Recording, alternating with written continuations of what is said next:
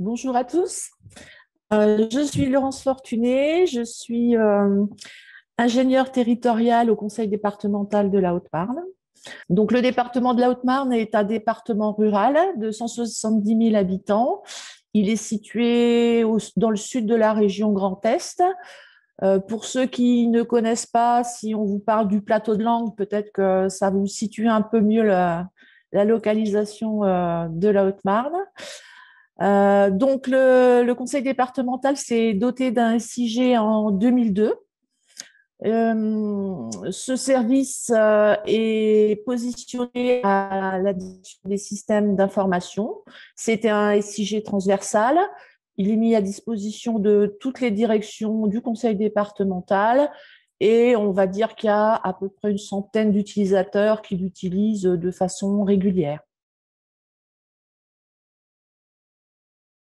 J'occupe le poste de directrice adjointe des systèmes d'information et je suis également du service SIG.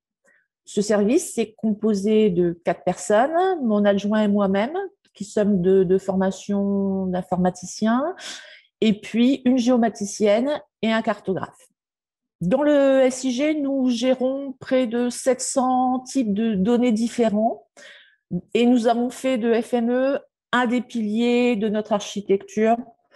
Dans un premier temps, l'objectif était d'intégrer les données, de les structurer, de contrôler et de les analyser.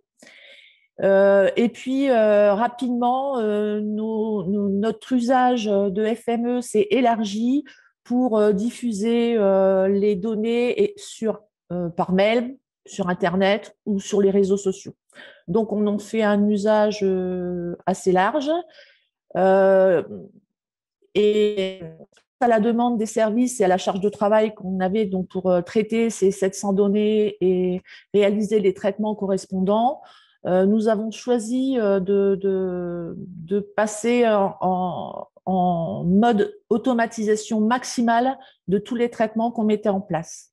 Ça nous permettait en fait de fiabiliser déjà d'une part les traitements et dans un second temps de nous dégager du temps et d'optimiser notre charge de travail. Donc depuis 3 ans maintenant, nous avons fait l'acquisition de GTF pour venir en complément de FME et pouvoir traiter de façon plus organisée et plus fiable l'ensemble des traitements qu'on peut publier.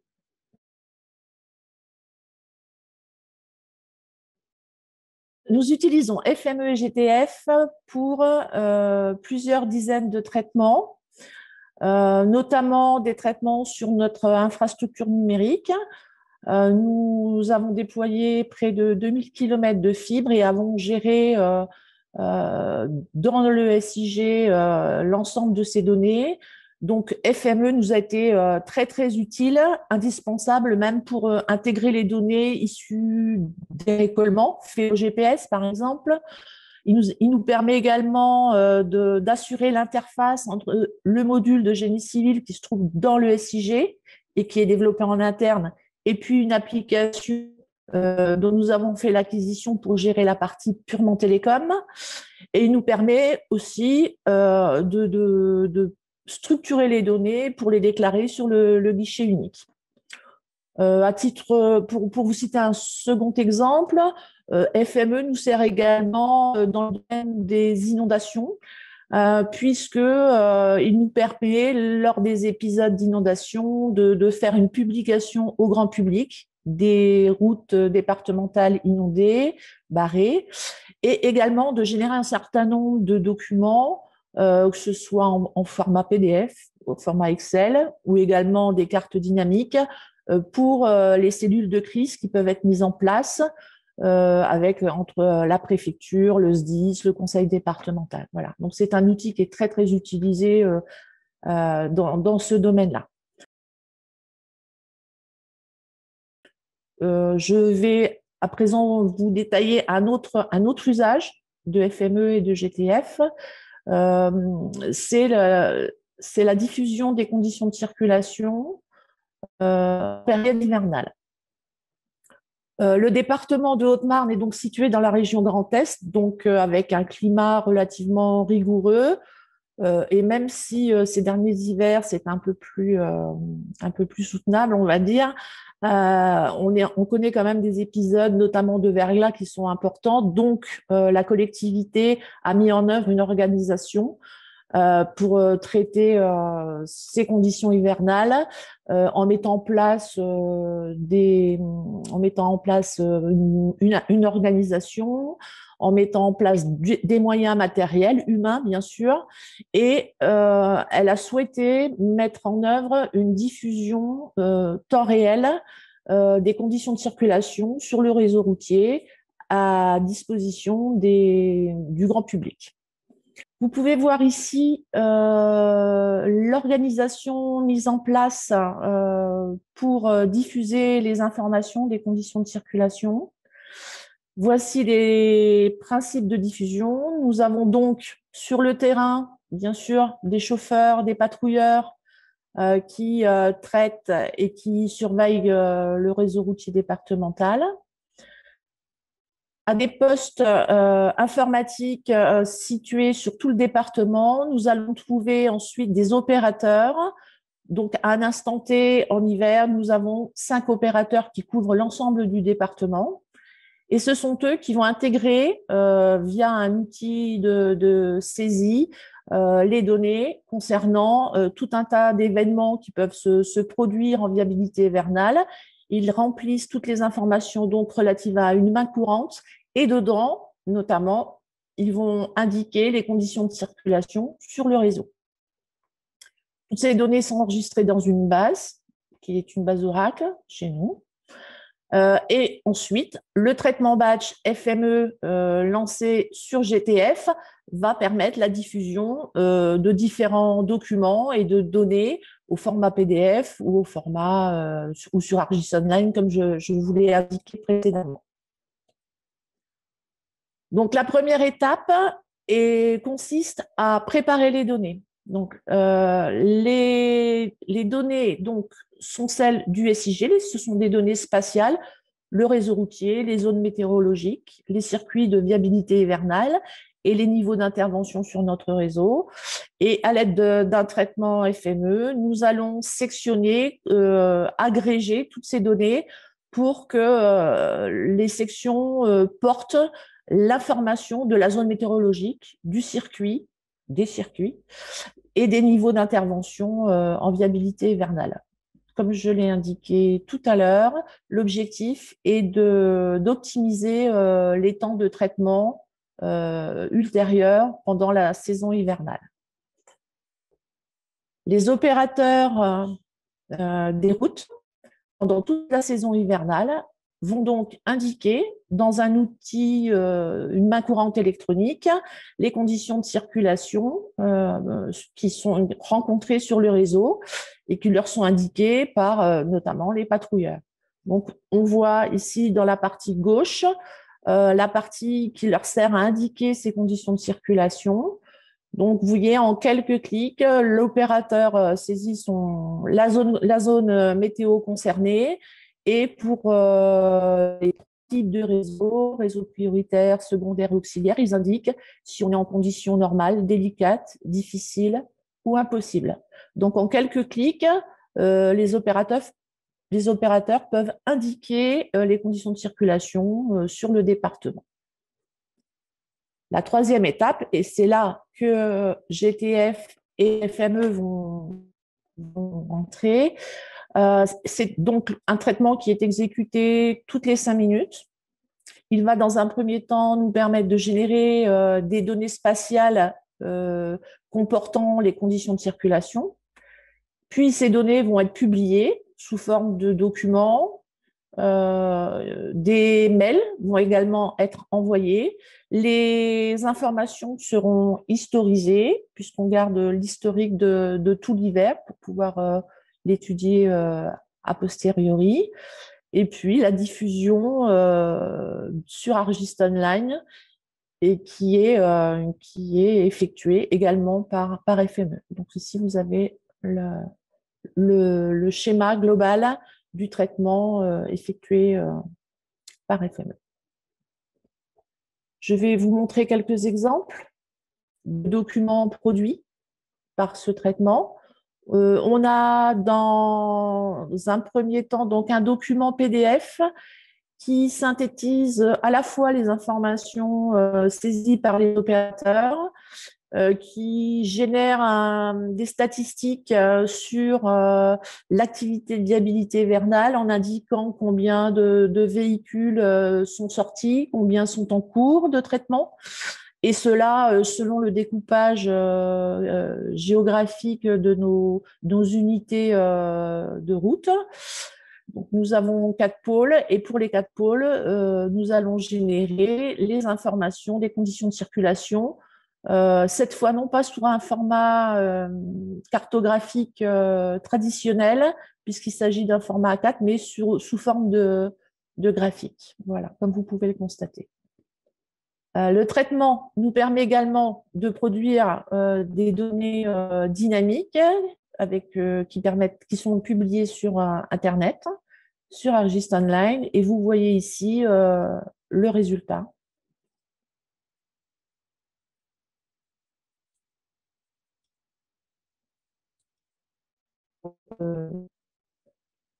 Accès à ces données dynamiques. Le traitement ne se contente pas de diffuser les conditions de circulation, mais c'est également aussi un moyen pour nous de générer de l'information, cette fois-ci à usage interne, et notamment le suivi de nos interventions. Donc, nous générons les trajets effectués, les traitements effectués sur notre réseau par nos engins de service hivernaux. Donc, ça, on produit entre autres choses, la carte des circuits qui ont été réalisés sur le département. Nous actualisons les conditions de circulation toutes les 5 minutes. Donc, le traitement FME est exécuté selon cette périodicité via GTF. Nous lançons également des traitements d'archivage par jour, des envois par mail également. Donc, tout ça est fait à l'aide de FME. Ce traitement existe depuis 2007 et depuis 3 ans, nous l'avons porté sur GTF. Nous utilisions au préalable les tâches planifiées de Windows, mais il y avait un certain manque de fiabilité et GTF nous a apporté cette sécurité et cette solidité au niveau du traitement. Il nous permet également de nous mettre des alertes lorsqu'il y a des dysfonctionnements éventuels qui surviennent. FME est au conseil départemental utilisé, donc je vous le disais, depuis 2007. C'est un outil vraiment qui maintenant est devenu un élément de base de notre SIG. Chaque année, systématiquement, nous investissons dans 2 jours de formation sur FME. Nous en définissons nous-mêmes le contenu et à chaque fois, nous divisons ces 2 jours en plusieurs parties. Nous consacrons une journée aux nouveautés de la nouvelle version pour se maintenir à jour et découvrir les nouvelles fonctionnalités de l'outil. Nous faisons le choix également de sujets spécifiques que nous souhaitons traiter. Ça peut être le traitement des boucles ou la 3D, par exemple. Et nous complétons ces 2 journées par une étude détaillée de certains transformeurs qui nous semblent intéressants ou qu'on ne pense pas maîtriser totalement. Et grâce à ces 2 jours de formation que nous effectuons régulièrement, nous avons acquis, je pense, une maîtrise intéressante de l'outil et nous la maintenons surtout.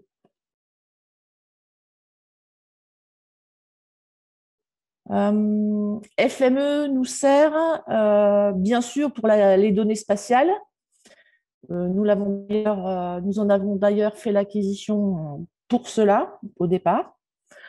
Mais il nous permet également de traiter des données alphanumériques où le spatial n'a rien à faire. Nous l'utilisons pour rendre nos systèmes d'information encore plus interopérables. Je peux vous citer un exemple.